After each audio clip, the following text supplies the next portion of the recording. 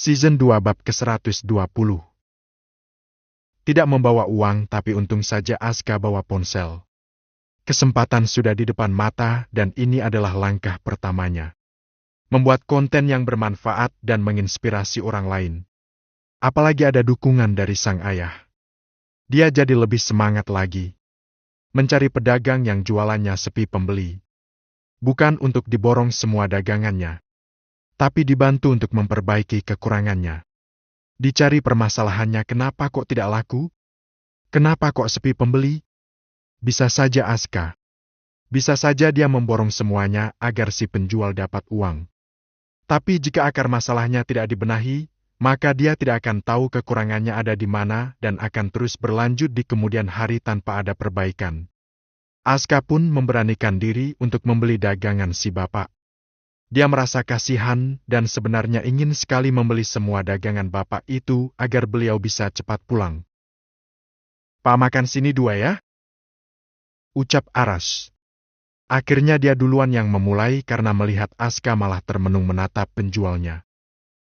"Alhamdulillah penglaris. Duduk dulu bang," ucap si bapak sambil mempersilakan Aras untuk duduk di kursi plastik yang ada di dekat gerobaknya. Gerobaknya model gerobak motor yang sudah mulai lusuh. "Ya Pak, siap." Aras lalu menarik Aska dan duduk. Aska kaget saat tiba-tiba diajak duduk oleh ayahnya. "Ngomong-ngomong, udah lama jualan di sini Pak?" tanya Aras. "Sudah bang, sudah puluhan tahun lah," ucap si bapak sambil membuat pesanan Aras. "Selalu habis Pak?" tanya Aras lagi.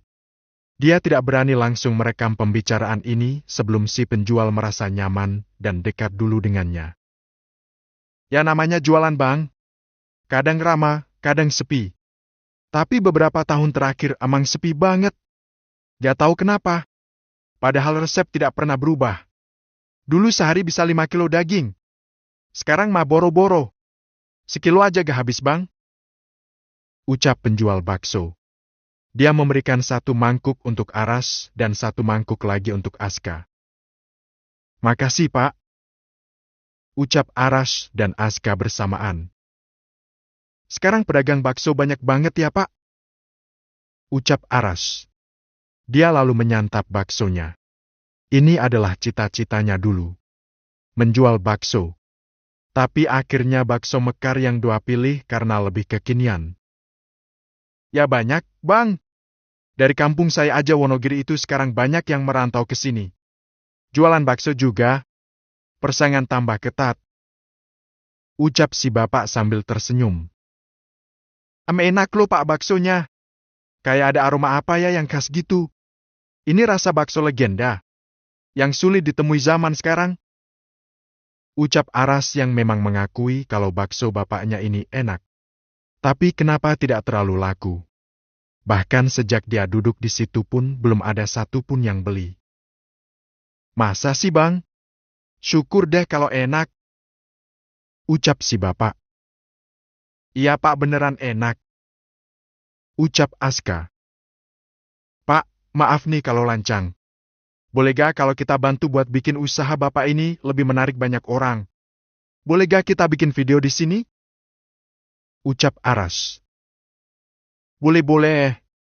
Kalian YouTuber ya? Wah, saya senang sekali kalau beneran mau diliput. Dari dulu saya pengen sekali diliput sama YouTuber. Tapi gak ada yang liput. Ayo silakan. Saya posenya gimana nih?" Aras dan Aska tertawa melihat kocaknya si penjual bakso. Aska pun mengambil ponselnya dan mulai memvideo aktivitas penjual bakso. Dia dan Aras bergantian bertanya lalu memesan bakso lagi untuk yang kedua kalinya karena ini untuk direkam. "Kita akan bantu agar bakso bapak ini lebih menarik ya Sab. Tunggu ya," ucap Aska sambil merekam video. Aras pun berbincang lagi dengan pedagang bolega kalau gerobaknya akan diganti karena sudah mulai rapuh kayunya. Peralatannya juga diganti yang baru biar lebih bersih. Nantinya akan dibuatkan benar juga di depan biar lebih menarik pembeli. Dan ternyata bapak itu sangat setuju dan tertarik dengan konsep konten yang disajikan oleh Aska dan Aras. Kami berharap setelah nanti dapat gerobak baru, bapak bisa lebih semangat jualan dan omsetnya meningkat lagi ya pak. Ucap Aras sebelum dia pulang. Makasih, saya senang sekali dapat gerobak baru. Memang saya pengennya seperti itu, tapi belum ada uang lebih. Ucap bapak itu dengan semangat. Sealah besok kalau sudah jadi kami akan ke sini lagi ya pak. Semoga hari ini bapak laris manis. Berapa semuanya? Tanya Aras. Tidak usah bayar. Udah gratis aja gak apa-apa. Enggak pak. Saya bayar. Saya akan beli. Ucap Aras. Dia lalu mengambil uang dan memaksa penjual untuk menerima uang itu. Padahal saya ikhlas saja. Jangan begitu, Pak. Di rumah ada istri yang menunggu nafkah dari Bapak. Aras lalu pergi bersama Aska yang masih merekam.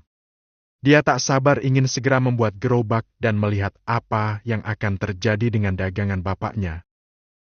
Setelah ini kita ke rumah Pak Nadzir ya, As. Kita bikin gerobak dari aluminium agar lebih awet. Ucap Aras. Siap ya. Aku juga akan desain bannernya sendiri. Tapi nanti yang bayar gerobaknya siapa ya? Tanya Aska. Ya kamulah. Ucap Aras. Hah? Aku mana punya sebanyak itu ya? Gaji dari kakak aja cuma bisa aku beliin cilok daun, ya? Masa sih? Gak boleh ngeluh, As. Semua harus disyukuri. Kau tegur Aras. Ah ya. Maaf. Tenang aja nanti ayah yang bayar. Hitung-hitung bantu orang. Nanti kalau kontenmu meledak dan dapat uang dari YouTube, nah yang itu yang harus dipakai untuk mengembangkan usaha targetmu. Baik ya? Ucap Aska yang sudah tidak sabar. Aras selalu kembali ke pabrik sebentar untuk mengecek apa ada yang butuh bantuannya. Ternyata setelah pulang dan tidak ada yang butuh bantuannya lagi, Aras langsung ke rumah tetangganya yang biasa membuat gerobak dan etalase. Dia juga sudah biasa pesan di situ untuk beberapa mitra bakso mekarnya. Kira-kira berapa hari jadinya, Pak? Tanya Aras. Dia sudah menggambar konsep gerobaknya seperti apa dan dia berikan pada Pak Nadzir. 3 hari lah, Rash. Ucap Pak Nadzir. Oke, sip. Bahan SCP ya, Pak? Siap kayak biasanya kan? Ya betul. Aras pun pulang bersama Aska. Semua proses tadi juga direkam oleh Aska. Tinggal nanti diedit ulang. Hari berganti hari hingga 3 hari sudah terlewati. Gerobak motor pesanan Aras dan Aska sudah jadi. Mereka yakin dengan memakai ini akan lebih menarik banyak pembeli karena rasanya juga enak. Setelah memberikan gerobak pada penjual bakso tadi, betapa bahagianya si bapak penjual bakso mendapat gerobak baru. Sudah semuanya ya Pak? Kita akan lihat hasilnya 7 hari lagi. Apa ada peningkatan omset atau tidak setelah semua diganti dan diberi benar yang lebih menarik? Ucap Aras. Makasih ya Bang.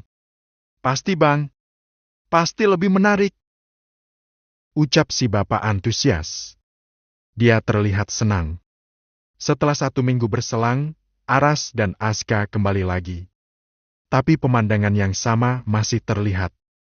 Padahal Aras dan Aska sudah mengamati 1 jam dari kejauhan. Jualannya masih sepi pembeli. Kenapa ya bisa begitu? Gumam Aska. Season 2 bab ke-121. Aska mengamati sambil berpikir kenapa sudah diubah sedemikian rupa, tapi kok masih sepi-sepi saja. Aska yang masih muda dan belum banyak pengalaman, akhirnya hanya diam sambil menunggu apa yang akan dilakukan ayahnya. Rezeki orang itu Allah yang ngatur. Pembeli yang mau datang dan beli ke kita, itu Allah yang menggerakkan. Secara tampilan memang sudah menarik, tapi kenapa tidak ada orang yang tertarik? Tentu saja karena Allah tidak menggerakkan hati orang untuk membeli. Lalu apa penyebabnya? Ucap Aras sambil mengamati jualan di bapak itu. Berarti mungkin dia agak dekat sama Allah mungkin ya? Ucap Aska. Bisa jadi. Tapi kan kemarin dia bilang udah jualan puluhan tahun dan dulu ramai kan? Beberapa tahun terakhir mulai sepi. Berarti ada perubahan baik itu dari intern dari dalam dirinya atau dari luar. Tempatnya kurang strategis kali ya? Tanya Aska. Gak juga. Ini pinggir jalan raya. Banyak yang lewat juga kan? Tuh depan juga toko grosir makanan ringan yang kita setorin kemarin. Banyak yang beli di sana. Tapi masa gak ada yang melihat? Itu ada yang beli ya? Ucap Aska sambil menunjuk ke arah penjual bakso. Mereka lega karena akhirnya ada yang beli. Saat melayani pembeli pun bapaknya ramah, gak jutek-jutek amat kan? Ternyata masalah manusia itu bermacam-macam dan gak mudah mencari solusinya tanpa pertolongan Allah. Kita ini kok jadi ngurusin hidup orang ya, As? Hei. Kita gak sedang ikut campur urusan orang ya. Tapi kita bantu kesulitan orang. Kan kata ayah kita harus saling bantu. Betul katamu. Aras mengacak rambut anak laki-lakinya yang tentu saja membuat Aska jadi kesal karena rambutnya jadi berantakan. Mereka lalu kembali mengamati. Lama baru ada lagi satu sampai akhirnya Aras dan Aska memberanikan diri untuk bertemu dengan bapaknya itu lagi. Gimana Pak jualannya? Apa ada perubahan setelah dapat gerobak baru dan peralatan baru? Tanya Aras. Sedangkan Aska yang memvideonya. Masih sepi, Bang. Penjual bakso itu tersenyum, tapi matanya berkaca-kaca sepertinya dia mulai putus asa. Aneh ya? Kita udah rumah tampilan agar lebih menarik, tapi kok masih saja sepi? Saya banyak dosa kali. Celetuk si bapak. As, matiin. Ucap Aras setelah mendengar ucapan si bapak. Gak apa-apa Bang, direkam aja. Ya saya memang banyak dosa saat saya sedang berjaya. Ucap si bapak.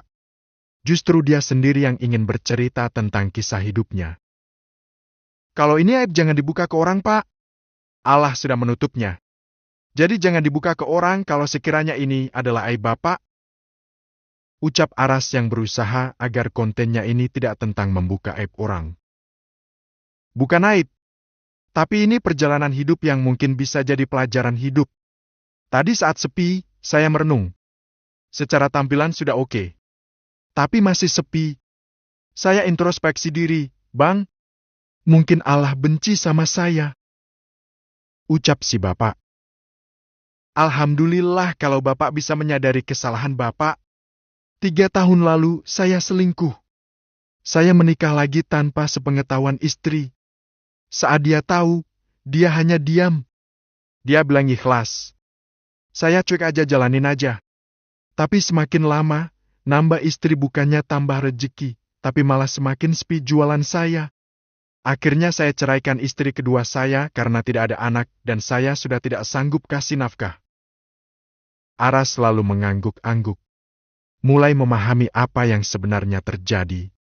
Ternyata dicabutnya rezeki ada sebabnya. Karena hilangnya kebahagiaan seorang istri juga bisa jadi penyebabnya. Padahal kata bapaknya istrinya ikhlas. Tapi dalam hati siapa yang tahu? Aras hanya mendengarkan semua yang diucapkan bapak itu. Beliau sendiri yang ingin bercerita. Tapi ekonomi bapak belum kembali seperti semua setelah menceraikan istri kedua. Yaitu baru kok setengah tahunan lah. Saat saya benar-benar sudah tidak mampu lagi menafkahi. Tapi ya masih sulit begini. Istri pertama saya memang diam. Tapi diamnya dia apa mengandung sumpah serapah yang membuat saya akhirnya seperti ini? Ucap si bapak. Begini Pak, kita ini laki-laki sebagai kepala keluarga itu dititipi rizki untuk istri dan anak. Jadi apa yang kita usahakan? Hasil kerja kita itu sebagian adalah rizki istri dan anak. Seorang istri yang hatinya suram, kesal pada kita, mau doa baik pun pasti ada yang ganjal di hatinya. Allah Maha Tahu. Bisa jadi semua kesulitan yang Bapak hadapi ini mungkin karena hati istri yang tertekan dan tidak bahagia. Makanya jangan sekali-kali bikin istri kesal karena dia adalah partner seumur hidup. Bahkan di akhirat juga. Saya salut pada Bapak yang mau mengakui kesalahan dan menyadari kesalahan itu. Coba pelan-pelan Bapak minta maaf ke istri, berlakulah dengan baik, jangan bicara kasar yang menyakiti hatinya. Saya yakin insya Allah Allah akan buka lagi rezeki Bapak yang tersumbat ini. Ucap Aras. Nasihat ini bukan hanya untuk si Bapak tapi juga untuk dirinya. Dia yang kadang masih belum maksimal menjadi suami yang baik untuk Naura. Gitu ya Bang? Makasih banyak ya. Saya akan berusaha untuk membahagiakan istri saya. Saya janji tidak akan mengulangi kesalahan saya yang dulu lagi. Sip. Kalau gitu saya tunggu seminggu lagi ya Pak. Semoga ada kabar baik dari Bapak. Jangan lupa dijaga salatnya. Dengar azan langsung salat. Karena azan itu panggilan dari Allah. Kita dipanggil orang aja langsung nyamperin. Masa dipanggil sama Allah yang ngasih kita hidup, kesehatan, rezeki, kita gak mau bersegera? Saya yakin jika kita memperbaiki salat, hidup kita akan lebih berkah.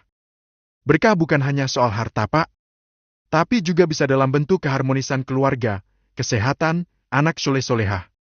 Siap Pak? Insya Allah siap Bang. Makasih banyak. Saya bersyukur sekali bisa bertemu dengan kalian. Saya bersyukur masih ada yang mau mengingatkan saya. Ucap si Bapak. Kita sama-sama belajar dan saling mengingatkan Pak. Saya juga jauh dari kata sempurna. Kalau gitu saya permisi ya Pak. Saya insya Allah akan kesini 1 minggu lagi.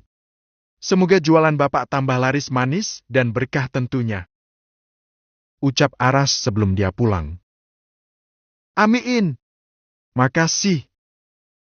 Bapak itu menyalami Aras dan Aska dengan mata berkaca-kaca. Aska senang bisa melakukan semua ini. Dia yang masih muda dan minim pengalaman, banyak belajar dari kisah hidup orang lain. Berbagai macam masalah yang dihadapi seseorang membuatnya kelak akan lebih berhati-hati menjaga sikap. Itulah kenapa Allah melarang kita menyakiti hati orang lain. Dampaknya sungguh luar biasa. 1 minggu kemudian, Aras dan Aska kembali ke tempat jualan bapak penjual bakso. Mereka tersenyum saat melihat perkembangan usaha si bapak. Walau tidak sampai membludak antriannya, tapi tidak pernah sepi. Satu pergi, satu datang, begitu seterusnya. Dan ada satu hal lagi yang tak luput dari perhatian mereka. Si bapak sekarang berjualan tidak sendirian lagi, tapi berdua bersama istrinya. Hal itu diketahui setelah Aras dan Aska menemuinya. Istri sekarang di sini bantuin saya juga Bang. Dia malah senang karena bisa bertemu banyak orang. Kita jualan sambil ngobrol, senang pokoknya. Ucap si bapak. Aras dan Aska pun ikut senang dengan perkembangan usaha si bapak. Sampai di rumah, Aska langsung mengedit videonya. Durasi yang panjang dia pangkas menjadi lebih singkat. Bismillah, semoga banyak yang suka dan belajar dari pengalaman Bapak Kosim penjual bakso. Season 2 bab ke-122. Setelah mengedit dan mengupload video ke YouTube, ternyata tidak semudah itu mendapatkan penonton. Sudah beberapa jam tapi yang menonton masih nol. Aska kan pun sedikit kecewa karena dia sudah beberapa minggu melakukan survei tapi tidak ada yang menonton sama sekali. Gimana ya caranya biar bisa banyak yang nonton? Gumam Aska sambil menatap layar ponselnya. Duduk di kursi yang biasa dia pakai untuk belajar di kamar. Kamu kenapa, Dek? Dari tadi aku perhatiin kamu bengong aja. Tanya Azura dari ambang pintu kamar Aska yang pintunya terbuka. Kak, gimana ya caranya biar banyak yang subscribe? Udah beberapa jam yang lalu aku upload. Kok belum ada yang nonton? Coba aku lihat. Apa nama akunnya? Biar aku tonton.